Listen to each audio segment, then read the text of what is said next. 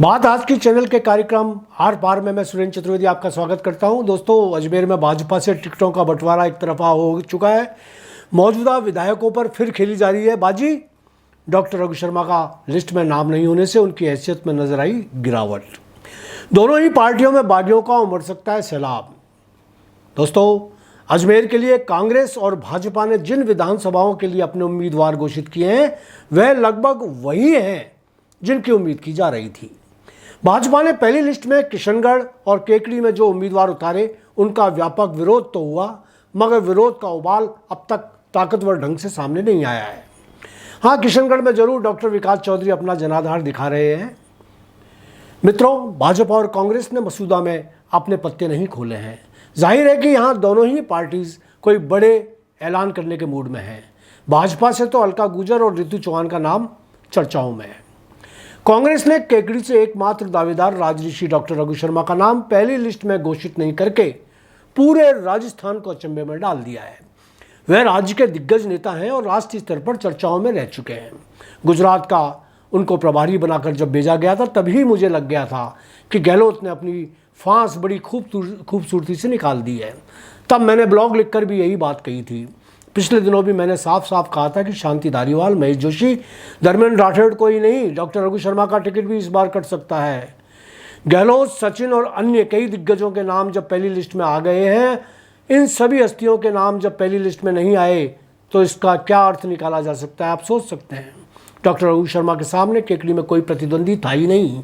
अकेले वे ही कांग्रेस से प्रत्याशी थे। इसके बावजूद भी उनके टिकट की घोषणा पहली सूची में नहीं करके पार्टी ने सबको चौंका दिया है। मुझे डॉक्टर रघु शर्मा को लेकर अब भी कुछ उम्मीद है, मगर उनका नाम यदि कट जाता है तो कोई बड़ी बात भी नहीं होगी। कभी गहलोत के सगे रहे रघु शर्मा को जब पायलट खेमे में देखा जाने लगा तो उनकी निष्ठा सवालों में गिर गई। फिर वह पायलट की टीम में भी निष्ठावान होने की छाप नहीं छोड़ पाए। इसी का नतीजा है कि उनकी हिमायत न गहलोत ने की न सचिन ने। सच्चाई तो यही है कि दोनों की हाल में विकसित हुई केमिस्ट्री के तहत उनको होल्ड पर रखा हुआ है।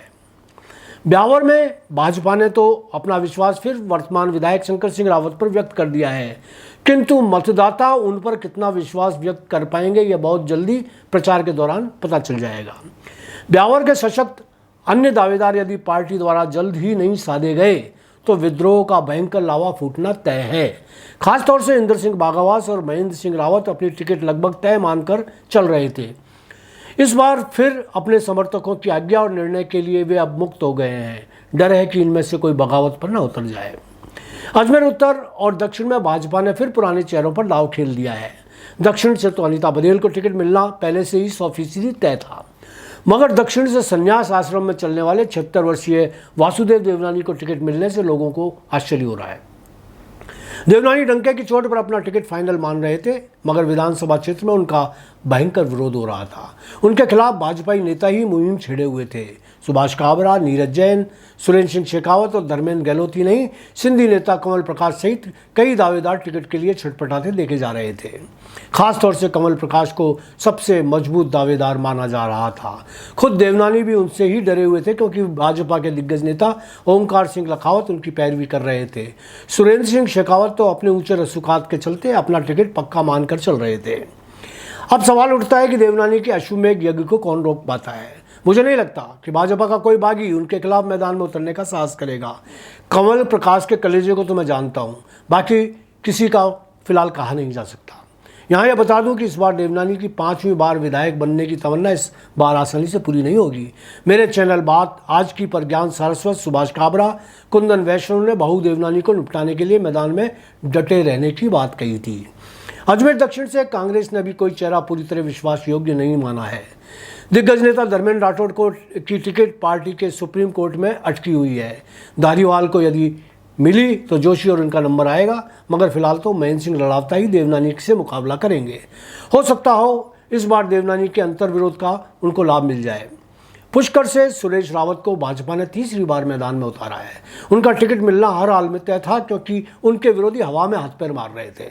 सिर्फ अशोक रावत ही ऐसे दावेदार लग रहे थे जो उनको टिकट की दौड़ में पीछे छोड़ सकते थे, मगर वह डॉक्टर शैतान सिंह, स्वामी शिवानंद गिरी और मोहन सिंह रावत परिवर्तन वाली बैलगाड़ी में बैठ गए।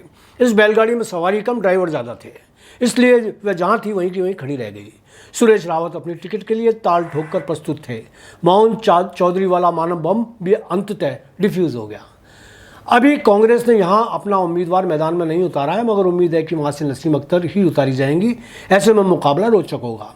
यदि सचिन पायलट ने, गुर्जर और अशोक गहलोत ने माली मतों को एकमुश्त उनकी झोली में डालवा दिया तो स्थिति लाभदायक रहेगी। यहाँ साफ कहूँ कि HM वाला फैक्टर यदि चल निकला तो पासा एक तरफा सुरेश रावत के हक में पड़ेगा। HM हिंदू मुसलमान, फिलहाल निर्दलियों पर यहाँ का परिणाम जाकर टिकेगा।